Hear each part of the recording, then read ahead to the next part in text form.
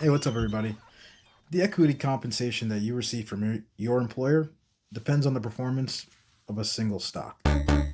This issue becomes important when the value of the holdings in that single stock or options of a company becomes a major part of your wealth. It's a good problem to have, but it's important to deal with the risk before the risk deals with you.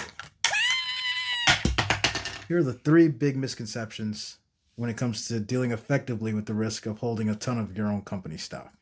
Number one is the belief that your company is safer than others or safer than even a diversified portfolio of stocks.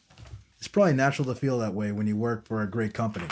So you have to remind yourself that the company and the stock are two completely different things.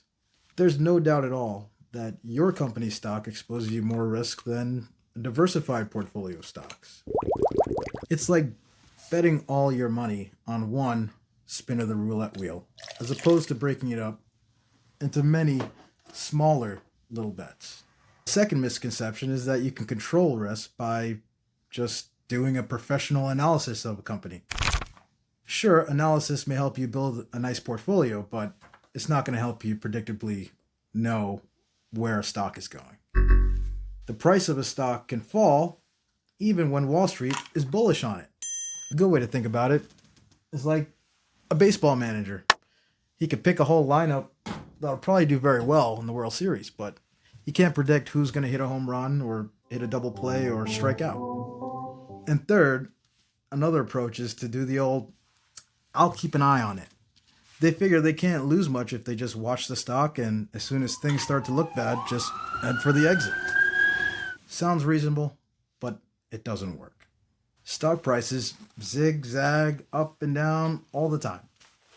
And when the price falls, you can't tell if it's just the start of a huge fall or just a little wiggle that you don't need to worry about. The most famous example of this was the Enron employees who watched their stock price go through a lengthy collapse. And at every point, they thought, oh, the worst is over. Oh, no, this must be the worst, until completely worthless. If your holdings hold you to too much risk, the easiest thing to do is diversify. You don't even have to sell all your shares. Your goal is to sell enough of the shares so that you don't take on too much risk. Unless I was Elon Musk, I would feel nervous holding more than 10% of my net worth in a company stock. Holding more than 20% would make me want to vomit immediately. Keep this in mind as you decide how much risk to take with your company stock. Follow for more tips.